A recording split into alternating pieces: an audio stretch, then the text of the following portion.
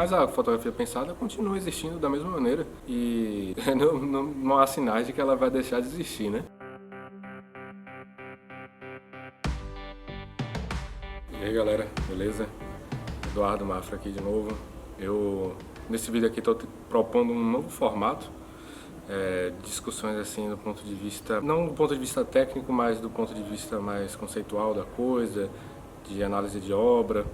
E eu gostaria de começar esse vídeo aqui falando de um grande clássico, né? Um fotógrafo super clássico do Brasil, que acho que todo mundo que, até quem não fotografa, conhece, né? Que é o Sebastião Salgado, famoso pelos seus famosíssimos preto e branco, pelos seus trabalhos focados no documental, de um viés social. A gente vai discutir algumas coisas relacionadas ao seu trabalho, algumas polêmicas que cercam o seu trabalho e vou trazer um pouco da minha visão sobre essas polêmicas, sobretudo indo de encontro a uma visão que acaba sendo, do meu ponto de vista, um tanto quanto equivocada acerca do trabalho dele. A primeira polêmica que eu queria abordar aqui, a crítica a uma visão, suposta visão eurocêntrica que Sebastião Salgado imprime nos seus trabalhos.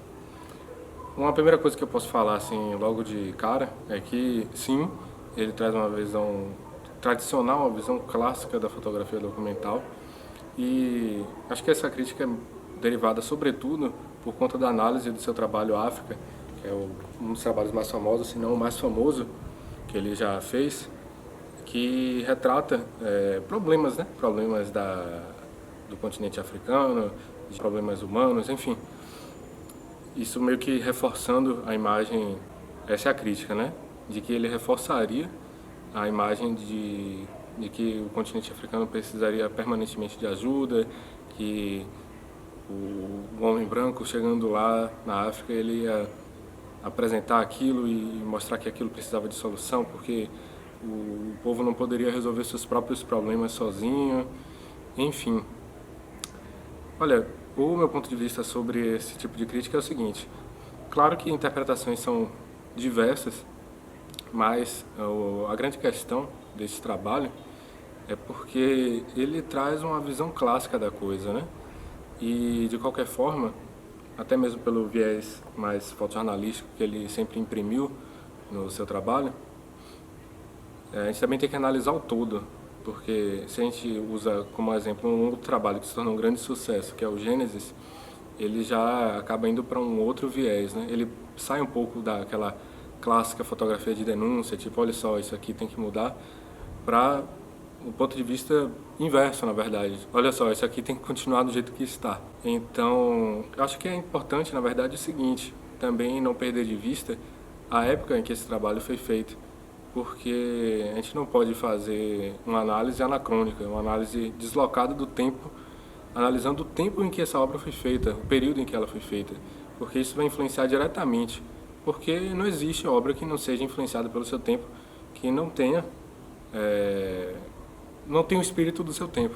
Então, naquele período, década de 80, 70, 80, o que imperava era aquela visão do documentarismo clássico, né? Então, seria até meio estranho a gente cobrar uma outra coisa que não fosse aquele tipo de linguagem visual para uma obra feita naquela época. Inclusive, até conhecendo mais sobre o trabalho de Sebastião Salgado, acompanhando documentários, reportagens, vendo como é seu processo de integração com as comunidades com que ele trabalha, que ele fotografa, comunidades indígenas, comunidades de diversos países ao redor do mundo, é possível perceber que, sobretudo também pelo resultado, não só por conta do que a gente vê nos bastidores, né?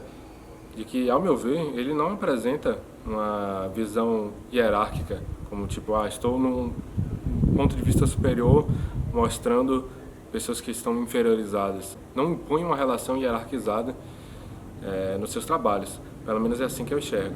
Continuando nesse tema, uma outra crítica é relacionada também a estes trabalhos que tornaram Salgado super famoso, né, no mundo.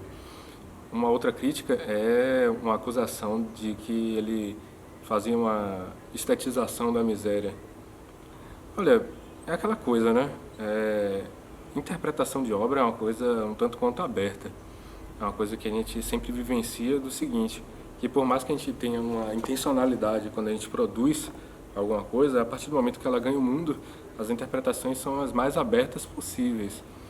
E, nitidamente, a gente percebe no trabalho de Sebastião Salgado uma busca pela composição, uma composição bem acurada, que sempre trabalha bastante com aquelas regrinhas clássicas de composição visual e tudo mais. No entanto, na verdade é o seguinte, né? Eu usei também como base um artigo, não só esse, né? Eu vi alguns artigos, mas eu vou deixar linkado na descrição do vídeo artigos que analisam isso, sobre essa questão da parte estética relacionada com a parte que seja mais fotojornalística do seu trabalho. No entanto, uma outra visão sobre o trabalho dele é que mesmo ele apresentando a miséria, a dor, o sofrimento, ele, por conta desse apuro estético, na verdade humaniza aquelas figuras, ele as coloca num ponto de vista digno, num ponto de vista solene. E é isso, né? Nesse ponto aí, é uma coisa que está meio que aberta à interpretação.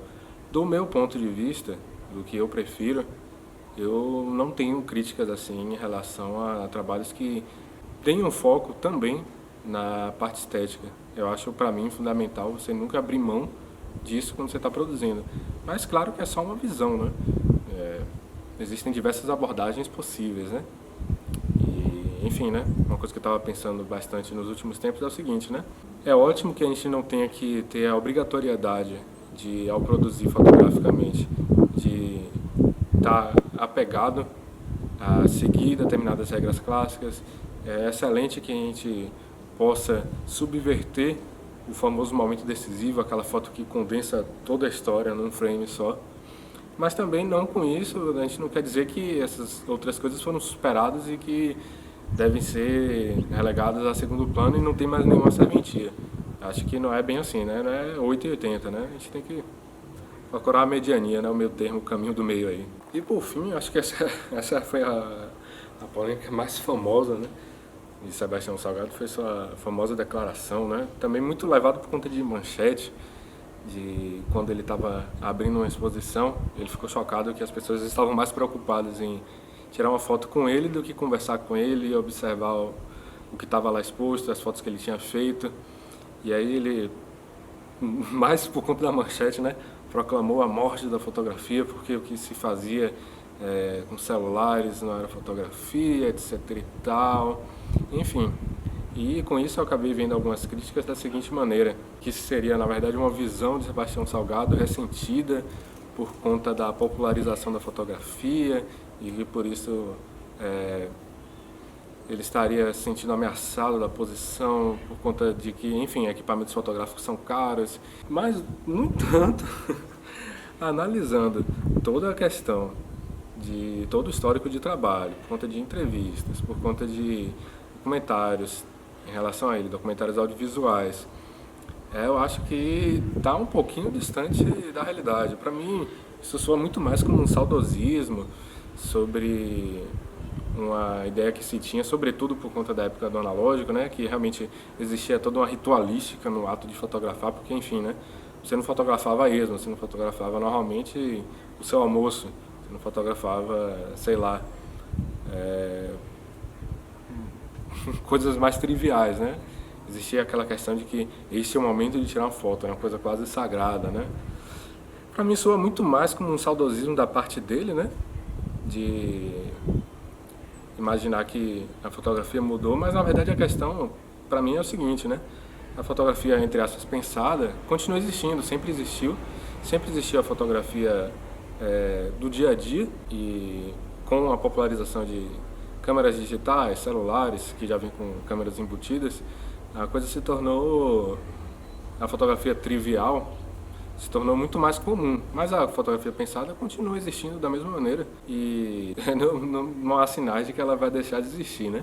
Enfim, de qualquer forma, eu vou deixar também link de artigos estabelecendo críticas, porque eu acho que é interessante realmente fazer todo esse debate. Artigos também que façam comentários respondendo essas críticas e todo esse material extra que está acessível aí para poder analisar a obra dele. E é isso, né? A ideia mais é estimular esse debate, comentar um pouco sobre impressões que eu tenho.